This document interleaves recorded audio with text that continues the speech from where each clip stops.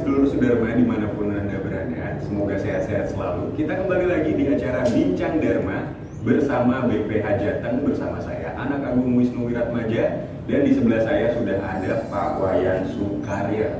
Om Swastiastu, Pak Wayan. Om Swastiastu. Apa kabar Pak Wayan, sehat? Baik, Astungkaro, sehat-sehat. Nah, hari ini kita akan ngobrol bersama Pak Wayan membicarakan suatu hal yang cukup mendasar di agama Hindu, yaitu tentang filosofi catur guru. Apalagi sekarang lagi di masa pandemi ya Pak Wayan ya. Ya. Apakah mungkin nanti akan ada kaitannya catur guru dengan COVID-19 ini? Tapi mungkin untuk pertama-tama boleh dijelaskan dulu Pak Wayan, apa itu catur guru? Ya, terima kasih Dewi Wisnu. Sebagai pertanyaan lagi, apa yang dimaksud dengan catur guru? Catur guru adalah filsafat hidup masyarakat Bali, khususnya dalam masyarakat Hindu secara nasional pada umumnya, di mana catur guru itu diyakini dan dilaksanakan dan terus ditransformasikan kepada generasi-generasi sampai detik ini. Generasi itu selalu mengikuti ajaran-ajaran daripada catur guru itu sendiri. Mengingat arti daripada catur guru itu berasal dari kata bahasa Sanskerta, di mana guru itu berarti catur itu berarti 4, guru itu berarti guru atau berat. Jadi ada 4 guru yang punya tugas yang sangat berat sekali di masyarakat. Ya, di antara catur guru itu ada guru swadhyaya, ada guru upaka, ada guru pengajian, dan ada guru wisesa. Itulah keempat-empatnya yang menuntun kehidupan manusia dari sejak kandungan sampai kembali ke asalnya. Demikian Dewi. Kalau fungsi masing-masing dari catur guru itu pasti ada sendiri ya Pak Wayan? Ya, jadi fungsinya kalau kita lihat sekarang, yang pertama adalah swadhyaya, guru swadhyaya, atau dikatakan juga guru yang paling sejati, atau guru yang maha agung, atau maha guru, yaitu sang yang dewasa itu sendiri. Kenapa dikatakan guru sejati? Karena beliaulah yang membimbing utama, yang menuntun utama, daripada tidak ada duanya di dunia ini yang menuntun kehidupan manusia dari sejak lahir sampai ke asalnya kembali itu. Nah itu daripada swadhyaya itu sendiri, ya, yang mempunyai maha kuasa yang sangat maha kuasa, maha bijaksana, maha kasih penyayang, maha sakti dan seterusnya. Itulah kenapa disebut sebagai guru sejati atau guru maha guru daripada catur guru itu sendiri. Gitu. Nah itu di sana beliau yang dewasa itu menciptakan bumi di mana tempat itu bercocok tanam bagi manusia itu sendiri, kemudian menciptakan laut dan sebagainya, ya, sehingga ada keseimbangan hidup di antara makhluk itu sendiri, antara hewan, tumbuh-tumbuhan dan manusia itu sendiri. Gitu. Hidupnya disediakan oleh beliau selaku yang maha kuasa, apa yang dibutuhkan manusia sendiri, saling memberi dan menerima di antara makhluk-makhluk hidup sekalian itu semua. Gitu. Ya kalau kita guru swadhyaya tadi, kalau kita kaitkan dengan zaman pandemi ini, virus COVID-19 ini, guru swadhyaya itu yang dewasa atau Tuhan yang Maha Esa sendiri, jangankan COVID, selain daun kering jatuh aja itu ada keterlibatan beliau, gitu. Apalagi COVID ini, ya, apalagi COVID ini kita anggap sebagai sutradara yang maha agung dari yang dewasa sendiri. Kalau dia sebagai sutradara, sekarang dia memainkan COVID itu sendiri. Harusnya manusia menepi, minggir dulu, karena sekarang peranannya yang diperankan oleh yang ini adalah COVID itu sendiri. Mari kita menyingkir dulu atau menepi dulu, atau stay at home, atau work from home dan sebagainya gitu, menepi karena COVID dimainkan sekarang. Kalau kita melarang, tentunya akan menjadi tabrakan di jalan-jalan itu. Kita bandel misalnya, keluar gitu ya, nah, pasti akan terbentur menemui COVID itu di jalan dan sebagainya. Makanya kalau kita kaitkan lagi dengan guru wisesa itu sangat bagus sekali. Ya, guru wisesa itu kalau kita normatifnya, beliau mendirikan sekolah, ya, dengan prasarana dan sarana yang sangat lengkap sekali yang disediakan oleh beliau untuk kemajuan daripada masyarakatnya, biar masyarakat di Jawa Tengah atau di Kota Semarang khususnya ini dapat belajar dengan baik gitu. Pendidikan sekolah dengan struktur serata prasarana sangat lengkap sehingga murid dapat menuntut ilmu dengan baik di sekolah masing-masing sehingga terhindar dari kebodohan dan sebagainya gitu. Itu mengenai normatif dari guru guru wisesa tadi ya. Nah sekarang kalau kita kaitkan dengan beradaan COVID, apa sih tugasnya COVID-19 ini guru wisesa itu? Kalau kita lihat guru wisesa banyak sekali pengorbanan beliau ya dari pemerintah. Kalau kita lihat guru wisesa itu kan dari, boleh dikatakan kalau kita lihat ada 3 faktor khusus daripada guru wisesa itu, mulai dari eksekutif, yudikatif, legislatif gitu. Kalau kita ngomong eksekutif, dari Pak Camat, Pak Lurah, Bupati, Wali Kota, Gubernur sampai Presiden, itu eksekutifnya dengan jajarannya masing-masing atau Forkopimda dan seterusnya ya. Itu sudah aktif sekali untuk mensejahterakan masyarakatnya, untuk melindungi masyarakatnya, ya, untuk memberikan peraturan-peraturan, himbauan-himbauan dan sebagainya, sehingga masyarakat aman, ya, daripada jangkauan serangan terpaparnya COVID-19 itu. Gitu. Misalnya mendirikan rumah sakit darurat COVID, ya, untuk berbondong-bondong disarankan untuk ikut vaksinasi dengan gratis dan sebagainya ya. Kemudian timbul pengumuman yang diserahkan yang disediakan oleh guru wisesa itu untuk menghindari, untuk memakmurkan, untuk mensejahterakan masyarakatnya ya. Ada 3M gitu kita dengar, biasa sering dengar ya, atau kadang-kadang ada 5M mengatakan itu ya. Dari manapun kita pergi datangnya ke rumah, cuci tangannya dengan sabun, dengan air mengalir dan sebagainya ya. Terus yang kedua itu menjaga jarak ya, menjauhkan dari kerumunan dan sebagainya ya. Kemudian yang paling penting memakai masker, mengingat adanya perkembangan mutasi COVID itu sendiri ya, yang sangat fatal sekali, apalagi ada varian Delta itu yang luar biasa masif untuk memberikan memberikan serangan terhadap manusia itu sendiri. Nah, itu tadi 2, guru swadaya sudah, guru wisesa sudah, yang ketiga sekarang guru pangkal. Guru pangkal selalu normatifnya, dia berfungsi pendidikan yang pertama, ya, dari kandungan sampai dengan boleh dikatakan SD, SMP, misalnya gitu ya. Begini, dari lahir sampai dengan SD, SMP, boleh dikatakan balita, ke bawah itu, balita dan sebagainya, ke bawah itu manusia sebagai raja. Di mana di rumah itu disanjung oleh orang tuanya, ibu bapaknya, papa mamanya gitu ya. Diajar memakai baju, diajar makan, diajar berjalan, diajar mandi, diajar sikat gigi, macam-macam diajar ya, diajari oleh gurunya, oleh orang tuanya, ibu bapaknya ya, papa mamanya di rumah dan sebagainya, sehingga itu dianggap sebagai raja gitu. Kemudian meningkat SMP sampai SMA misalnya gitu, itu dianggap sebagai pembantu atau pesuruh. Misalnya anaknya, ibunya sedang ibu bapaknya atau ibu mamahnya itu sedang masak, lalu ada satu bumbu masak yang kurang, anaknya suruh, tolong mama diberikan garam di warung dan sebagainya. Itu sebab penerapan anak sebagai pesuruh atau pembantu. Nah setelah meningkat jadi SMA maupun mahasiswa, itu anaknya dianggap sebagai levelnya sama pengetahuan, dianggap rekan atau levelnya sama. Kalau ada suatu masalah yang menimpa keluarga itu diajak diskusi bersama-sama, mencari way out atau jalan keluarnya dari permasalahan yang menimpa keluarga itu sendiri gitu. Jadi kadang-kadang jadi normatifnya tugasnya itu adalah tadi menganggap anak sebagai raja, orang tua yang sabar mengajari, dari jarak diajari bagaimana mencuci tangan dan sebagainya. Kemudian dia jadi pesuruh tadi dengan bagus, dia nyuruh membantu orang tuanya dan sebagainya. Yang ketiga teman untuk menyelesaikan permasalahan yang menimpa keluarganya.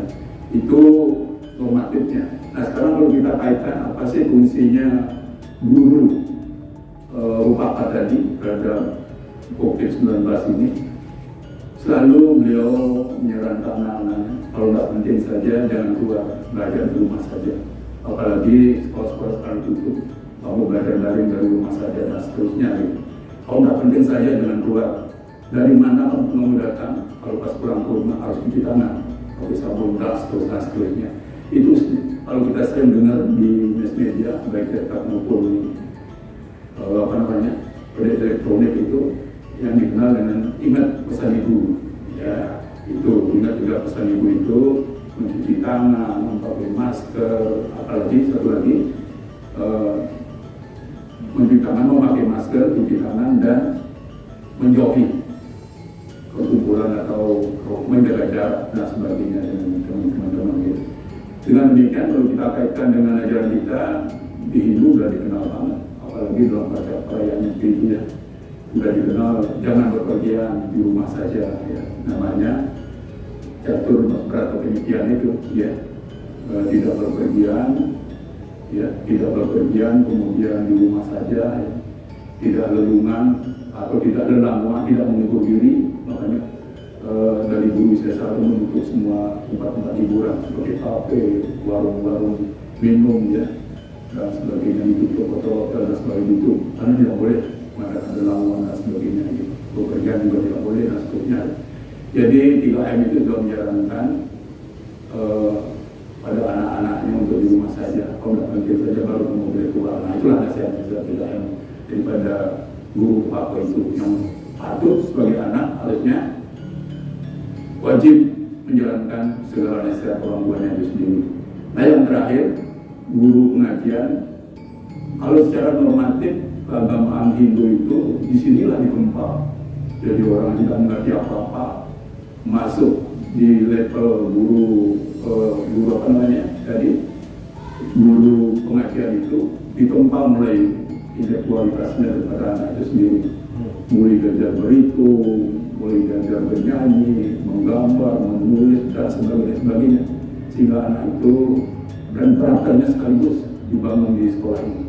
Nah itulah tugas-tugas berat daripada catur guru ini yang benar-benar membentuk karakter manusia dari satu kandungan sampai kembali ke asalnya. Yaitu tugas-tugas pengajiannya. Nah bagaimana kira-kira dikaitkan dengan guru pengajian dengan COVID-19 ini? Dia tidak bisa mengambil kesimpulan sendiri, guru pengajian itu sendiri ya. Ada beberapa faktor harus dilibatkan di sini, orang tuanya, kesiapan sekolah itu sendiri ya. Kemudian pemerintahnya, terutama Diknas di sini mengizinkan atau tidak. Nah, kalau tidak diizinkan, ibu guru dari guru pengajian ini tidak berani mengambil keputusan untuk belajar tatap muka. Ini masih dari semua, ya masih dari semua pendidikan itu karena ada hal COVID-19 ini, sehingga tidak berani seorang guru pengajian itu mengambil kesimpulan harus mengenai tatap muka, tidak bisa. Harus bergantung pada orang tuanya, orang tua dari siswa itu sendiri, dari pemerintah, terutama Diknasnya mengizinkannya, kemudian kesiapan sarana dan prasarana untuk mengkonter adanya sarana daripada virus COVID-19 ini. Gitu. Itu kira-kira tugas dan fungsi dari masing-masing catur guru itu, peranan catur guru itu, baik tugas normatif maupun tugas dalam saat kita menghadapi era COVID-19 ini gitu. Itu kan ini ya Pak Wayan ya, itu adalah masing-masing peran dari catur gurunya. Nah, ya. Untuk anak-anak muda yang seperti saya mungkin atau anak-anak muda di luar sana yang mungkin belum punya peran catur guru, ya. Nah saat ini kami harus bagaimana? Ya, sebagai anak muda tentunya tidak pernah mengesampingkan ya peranan dari empat catur guru itu sendiri. Saya harapkan pada anak muda itu selalu memberikan catur guru bakti kepada empat catur guru itu sendiri. Misalnya gini, berbakti kepada guru Sesa, berbakti kepada guru Bapke, dan berbakti kepada guru pengajian maupun berbakti kepada guru Sesa. Jadi anak muda itu seandainya dalam ajaran kita agama Hindu itu, kalau anak-anak yang tidak menuruti keempat nasihat atau peraturan-peraturan yang dibuat oleh catur guru itu, baik guru pengajian maupun guru siswa, guru paku dan guru swadhyayanya, tentunya disebut sebagai alpaka guru yang menistakan daripada peran catur guru itu sendiri. Jangan sampai di masyarakat dikenal dengan moto itu, guru itu harus digugu dan ditiru. Apapun nasihat-nasihat guru itu dalam posisi catur guru itu harus kita ikuti, digugu dan ditiru. Ya, jangan sampai terjadi guru itu kencing berdiri, kemudian dia kencing berlari, jangan sampai terjadi demikian. Baik guru atau berikan contoh yang baik, begitu juga anaknya harus mengikuti apa-apa yang diberikan oleh guru-guru yang sudah yang bergelar acaya itu ya, dalam agama yang guru disebut sebagai acaya ya, yang sudah diberikan contoh yang baik oleh guru itu sendiri dalam membimbing anak-anaknya. Dan tadi yang saya sebutkan, mau nggak mau kita harus bisa mengaktualisasi dirinya, harus memberikan bakti kepada catur guru bakti itu tadi, harus itu mau nggak mau kalau jadi orang yang baik berguna bagi nusa dan bangsa ya, diterima nanti baik dari guru swadhyayanya itu ya, harus kita mengikuti setiap ketua orang tua sebagai guru paku, guru pengajian, guru di sekolah ya, maupun guru di siswa di masyarakat ini. Seperti kalau pergi harus wajib pakai masker, apalagi ada hiburan sekarang ya, ada peraturan sekarang. Kalau tidak pakai masker harus harga mati misalnya, kalau tidak pakai masker bisa mati, jelas itu ya, jelas sekali, pasti. Nah, maka kalau kita ingin hidup sejahtera, aman, sentosa, mari kita ikuti. Mari kita berbakti kepada catur guru dalam agama ini dikenal dengan catur guru. Nah, tadi Pak Wayan sempat sedikit menyinggung tentang si alpaka catur guru ini. Ya. Apa sebenarnya yang akan terjadi kalau kita justru melakukan alpaka guru? Ya, sebagai agama Hindu ya, yang mengenal hukum karma pala ya, yang mengenal hukum karma pala, tentunya kita harus menghindar dari karma-karma yang buruk ya, harus berbakti tadi, harus jangan sampai yang moto yang bagus kan digugu dan ditiru guru yang bagus ya, bukan itu digugu dan guru, jangan sampai menistakan guru itu, apalagi guru dan wagu misalnya gitu, itu menistakan guru, itu nggak benar, itu nggak benar sekali. Harus kita hormati, harus kita berbakti dalam kakak guru itu kalau ingin menjadi orang yang suputro lah dalam agama Hindu, orang yang suputro gitu, bukan memberikan alpaka guru ya, menistakan guru, tidak menjaga kehormatan keluarga ya. Pemerintah juga demikian ya, di pemerintah tidak mengikuti peraturan, suruh pakai masker, nggak mau pakai masker misalnya ya, merusak rambu-rambu lalu lintas dan sebagainya. Begitu dengan swadhyaya juga, kamu jadi manusia yang saya ciptakan, tidak mengikuti guru kamu tadi, beliau akan marah pasti sesuai dengan karma kita. Kita tentu akan menerima pahala yang belakangan nanti ya.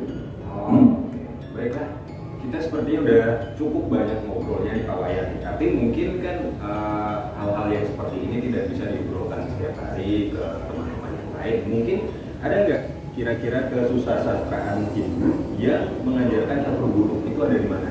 Ya, kalau kita kontak hoursnya, misalnya di sekolah kan terbatas ya, waktu kontaknya di sekolah atau kontak hoursnya di sekolah terbatas sekali, untuk melalui transportnya di sekolah pun terbatas, paling banter berapa jam misalnya. Nah, kalau kami harapkan generasi mudanya sekarang, apalagi pembelajaran tidak ada tatap muka, mulailah kita aktif ya, mencari di Google, di Maps misalnya ya, maupun pergi ke perpustakaan dan sebagainya, harus sering membaca buku dan sebagainya gitu.